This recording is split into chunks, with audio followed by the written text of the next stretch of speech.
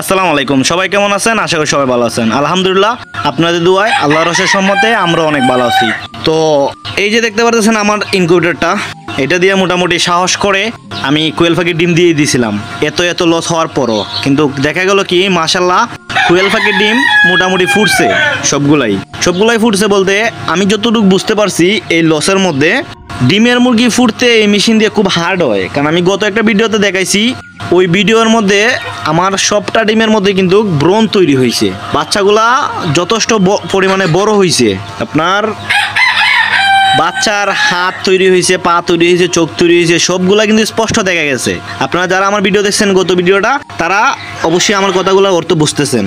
তো তারপরও বাচ্চা কেন ডিম ফুটে বের হয় নাই, ডিমের ভিতরে কেন মারা গেছে, ওইটার জন্য একমাত্র দায়ী এই মেশিনটা। এই মেশিনের মধ্যে পর্যাপ্ত পরিমাণের তাপ ধরে রাখতে পারে নাই। যদি তাপ ধরে রাখতে পারতো তাহলে আমি মনে করি যে আমার ডিমগুলোর থেকে বাচ্চা ফুটে বের হইতো, কিন্তু যেহেতু ফুটে বের হয় নাই, তার মানে বাচ্চা ভিতরে বড় হইছে, ফুটতে পারে নাই তাপের কারণে।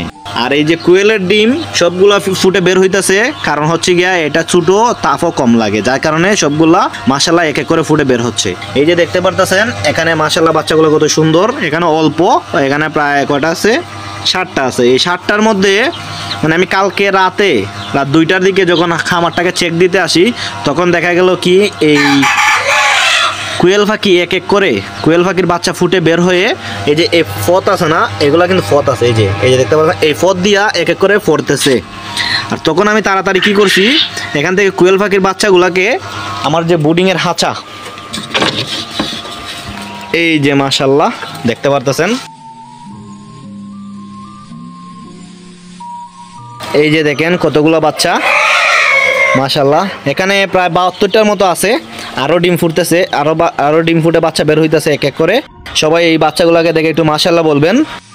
তো এখন চলেন এখানে, তো বাচ্চাগুলো যখন আমি রাত 2টার সময় দেখি এক এক করে ফুটতেছে, তখন আমি তাড়াতাড়ি বাচ্চাগুলোকে এখান থেকে সরিয়ে বোর্ডিংয়ে নিয়ে যাই।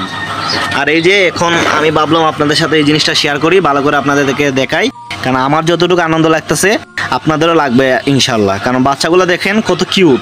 তো আপনারা দেখেন আমি এখন এই ডিমগুলোকে সেটার থেকে হেচিংয়ে নামাবো। আমার মেবি আমি যে গণনা করছিলাম 14 দিন পর এইগুলারে সেটার থেকে হেচিংয়ে দেওয়া লাগে, আমার গণনাটা মেবি ভুল হয়েছে, যার কারণে আমি টাইম টু টাইম সেটার থেকে হেচিংয়ে দিতে পারি নাই, যার কারণে গতকাল রাতে এক এক করে বাচ্চা ফুটে এটার এই যে ক্যারেটের ফদ দিয়া এক এক করে নিচে পড়ছিল। তো যাই হোক, আমি ওইটা উপস্থিত টাইমে দেখছি, দেখার কারণে আমি তাড়াতাড়ি এগুলাকে চেঞ্জ করে দিছি, বাচ্চাগুলোকে বোর্ডিংয়ে নিয়ে এনেছি, যার কারণে বাচ্চাগুলো কোনো সমস্যা হয় নাই। সব কিছু হয়েছে আপনাদের দোয়ায়, আল্লাহ ভরসা। সবাই আমাদের জন্য দোয়া করবেন, বাচ্চাগুলোর জন্য দোয়া করবেন। তো এখন আপনারা দেখেন আমি কীরকমভাবে সেটার থেকে হেচিংয়ে নিয়ে যাই।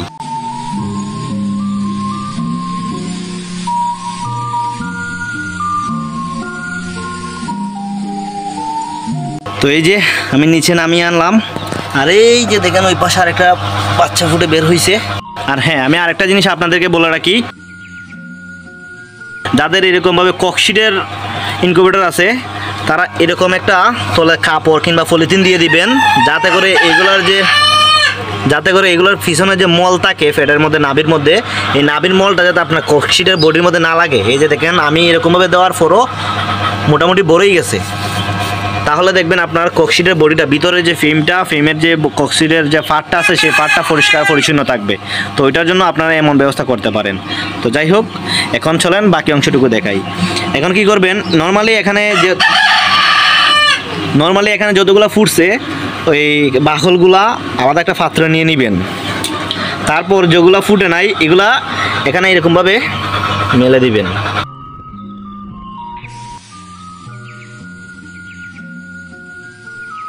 তো এই তো মাশাআল্লাহ আমাদের কাজ হয়ে গেছে, এখন দেখার পালা। এখানে প্রায় 90টার মতো বাচ্চা ফুটছে, বাকি ডিমগুলো ফুটে কিনা এটাই আমি দেখব।